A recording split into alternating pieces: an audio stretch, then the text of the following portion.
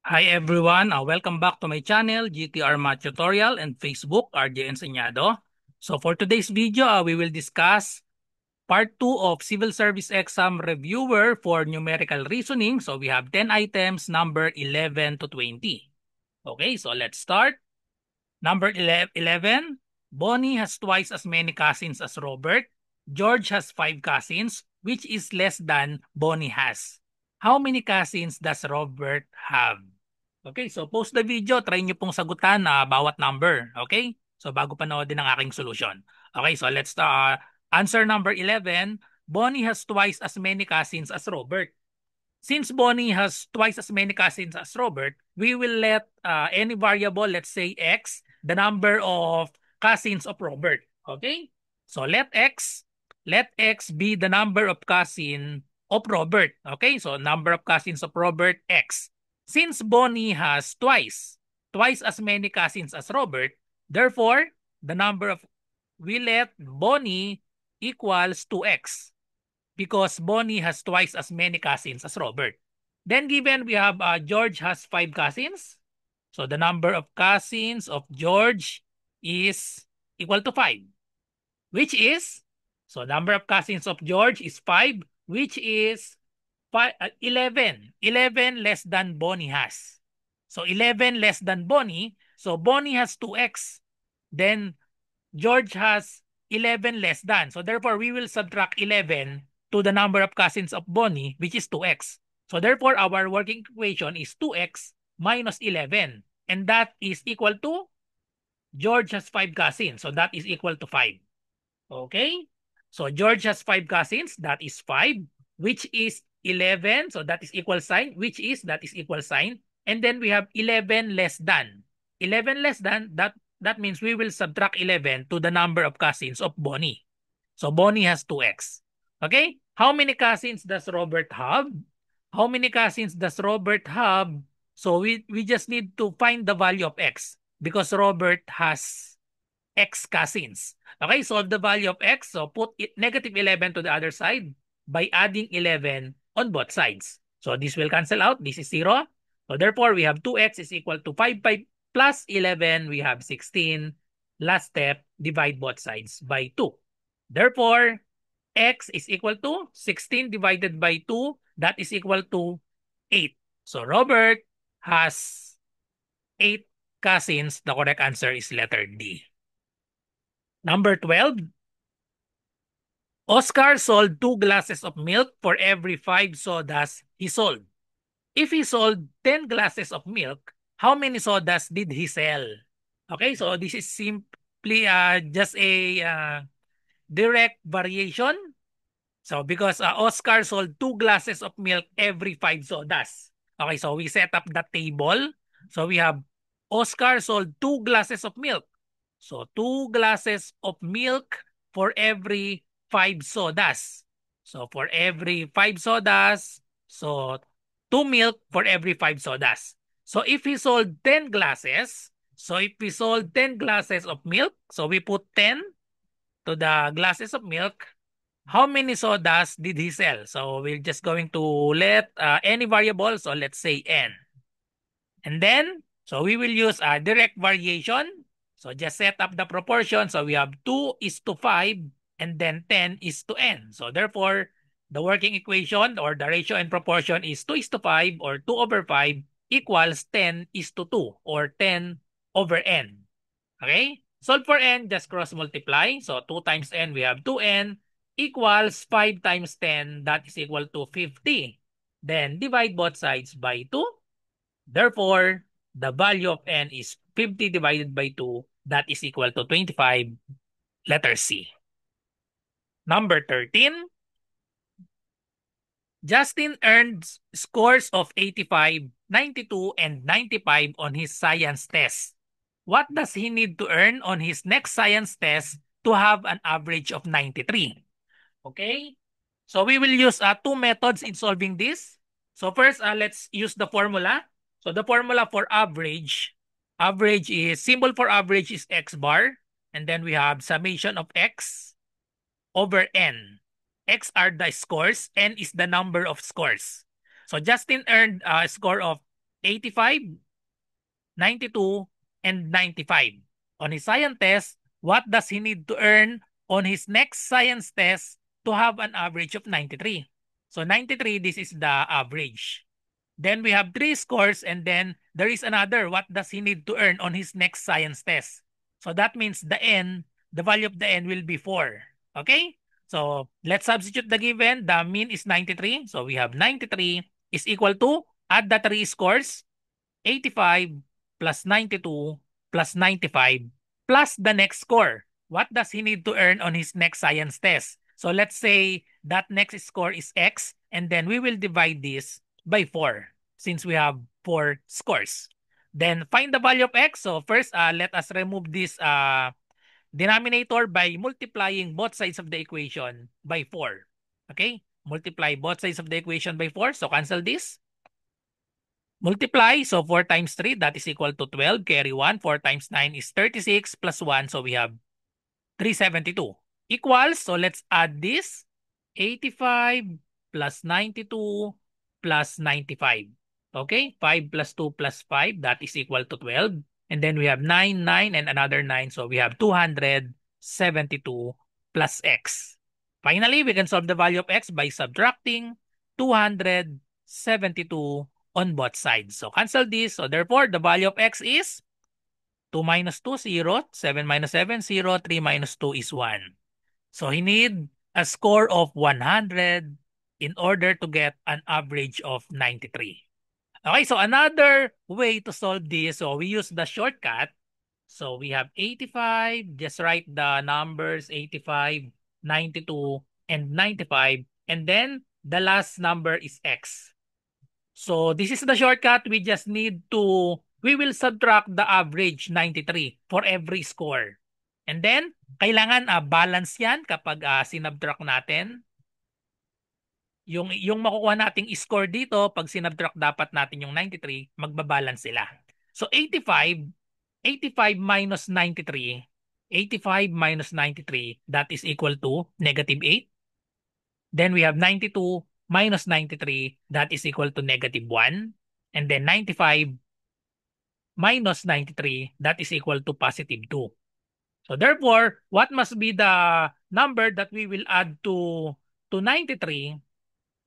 So what will be the number that we will add to 93? So this is the average 93 in order for this to balance. So therefore, we have add this negative 8 minus 1, we have negative 9. The sum of this must be positive 9. Okay? So that the average is 93. So ito, balance dapat yan. Yung negative and yung positive.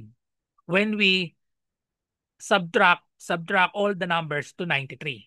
So therefore, this should be positive 7 in order to have positive 9. Okay? So 93 plus 7, the next score must be 100. Okay? So this is the shortcut. So the easier way to solve this. Just subtract the given average to all the score. And then the sum of this negative 9 and positive 9 must be, the sum must be 0. Or in short, the negative must equal to the positive. Okay? So next, number 14. Brad's class collected 320 cans of food. They boxed them in boxes of 40 cans each. How many boxes did they need? So how many boxes did they need? So this is just a simple division. Brad's class collected 320 cans of food. So 320 cans of food, they boxed them in boxes of 40 cans each. So how many boxes did they need? So just divide. Okay? 320 divided by 40. Okay? So we can cancel the zeros because we have 320 divided by 40. So in fraction, we can divide both by 10 or cancel the 0. So this is just simply 32 divided by 4. So 32 divided by 4, that is equal to 8. So and then the 0. Or sorry, it's only 8 since we already canceled this. Okay? So 8 times 40, we have 320. So the correct answer is letter C, 8. Okay? Number 15. Joey participated in a dance-a-thon his team started dancing at 10 a.m. on Friday and stopped at 6 p.m. on Saturday. How many hours did Joey's team dance? So we just need to add all the... So his team started dancing on 10 a.m. Friday. So what is the total? Total on Friday. So Friday and then we have Saturday. So for Friday, the total hours dancing on Friday. So the team started on dancing 10 a.m. So 10 a.m. up to 12 midnight, that is equal to 10. So we have 24 hours. Started sila ng 10 a.m. So therefore, just subtract 24 minus 10. That is equal to 14. So 14 hours total for Friday. And then for Saturday, they stop at 6 p.m. on Saturday. 6 p.m. on Saturday. So what is the total for that? So up to 12 noon, so we have 12 hours up to 12 noon, and then we have 6 p.m. So that means 12 hours plus 6 p.m. The total for Saturday is 18 hours. And then just add this together, 14 plus 18, that is equal to 4 plus 8. Okay, so 14 plus 18, so that is equal to 12. 1 plus 1 plus 1, so we have 32. The correct answer is letter D. Okay. Next, number 16. Which expression has an answer of 18? So which expression has an answer of 18? So let's just solve this. So we're going to use the PEMDAS multiplication first before the addition. So 2 times 5, that is equal to 10, and then plus 4. So letter A is equal to 14. So this is not the correct answer. Next, we have 2 times 4 plus 5. So if you use PEMDAS, parenthesis first. So therefore, we have 2 times the sum of these 4 plus 5, that is equal to 9. And then 2 times 9 equals 18. Okay, so letter B is the correct answer. So let us just prove that C and D is not, the answer to C and D is not 18. Okay, so we have 5 times 2 plus 4. So parenthesis first. So 5 times 2 plus 4, that is equal to 6. 5 times 6 equals 30. Okay? Wrong. 4 times 2 plus 5. So multiplication first. 4 times 2, that is equal to 8 plus 5. That is equal to 13. So the correct answer is letter B only. Number 17. Kali's grandmother pledged $50 or 50 cents for every mile Kali walked in her walkathon. Kali walked 9 miles. How much does her grandmother owe? Okay, so with just a simple multiplication, Kali's grandmother pledged 50 cents, $0.50 for every mile. For every mile, Kali walked in her walkathon. Kali walked 9 miles. Okay, so just multiplication. So we just multiply 0.50. 0.50, that is the same to 0.5. Okay, so 0.5 times 9. Okay? 9 times 5, that is equal to 45. We have 1 decimal place, so therefore the product should have also 1 decimal place. So we put the decimal point here. So therefore, the correct answer is 4.5 or $4.50, which is letter A. Number 18. Mr. Brown plowed 6 acres in 1 hour. At this rate, how long will it take him to plow 21 acres? So this simple ratio and proportion or direct variation because Mr. Brown can plow 6 acres in 1 hour. So we just write the H for hour and then A for acres. Okay? So 1 hour, 6 acres. At this rate, how long will it take him to plow 21? So we put 21 here, 21 for the acres, and then we put N here. Okay, so this is direct variation because as the number of acres increases from 6 to 21, the number of hours will also increase. Okay, so set up the proportion. 1 is to 6. 1 over 6 is equal to N is to 21. Then just cross multiply. Okay, 6 times N, we have 6N equals 1 times 21 is 21, and then divide both sides by 6. So we can divide this manually. 21 divided by 6. So this is not exact. So let's put another 1 0. Put the decimal point here. 21 divided by 6, that is equal to 3. 3 times 6 is 18. Subtract, we have 3. Bring down the 0. 30 divided by 6, that is 5. 5 times 6 is 30. Therefore, the correct answer is 3.5 hours, which is letter C. Number 19. Shane rolls a die numbered 1 through 6. What is the probability Shane rolls a 5?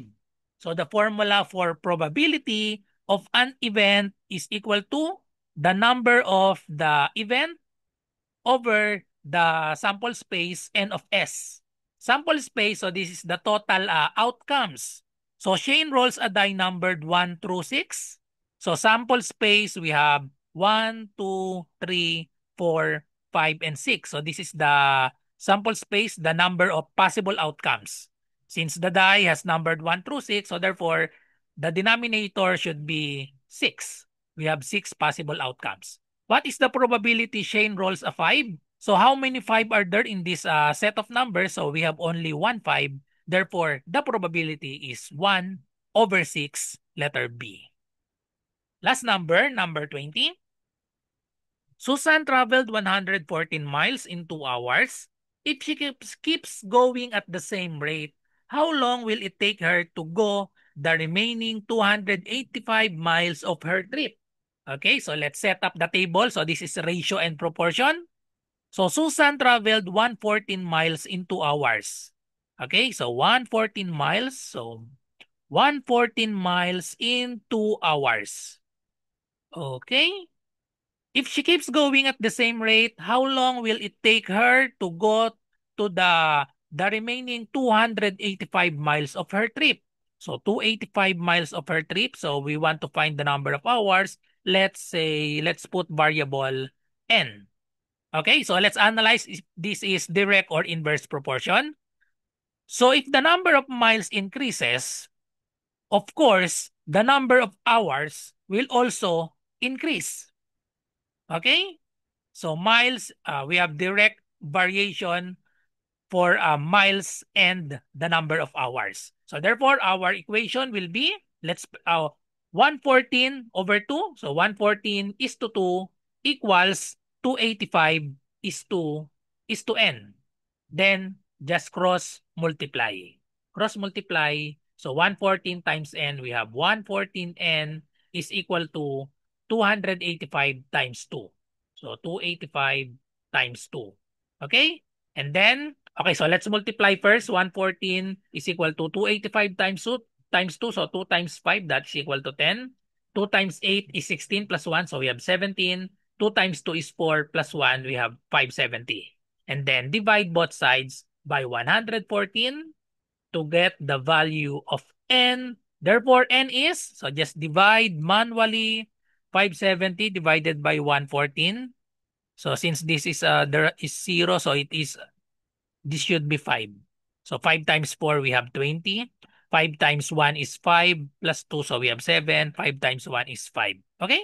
So it's exactly 5 hours. So letter B is the correct, or letter A is the correct answer, 5 hours. Okay, so that's all. So thank you for watching. So good luck sa lahat na nagre-review para sa civil service exam. Kung meron kayong math question, ay i-comment nyo lang po dito sa video na ito or i-PM nyo ako sa aking messenger, RJ Enseñado. So see you sa mga susunod pang mga math tutorial, basic math tutorial para sa civil service exam and kahit anong exam that involves basic math. Bye-bye and God bless.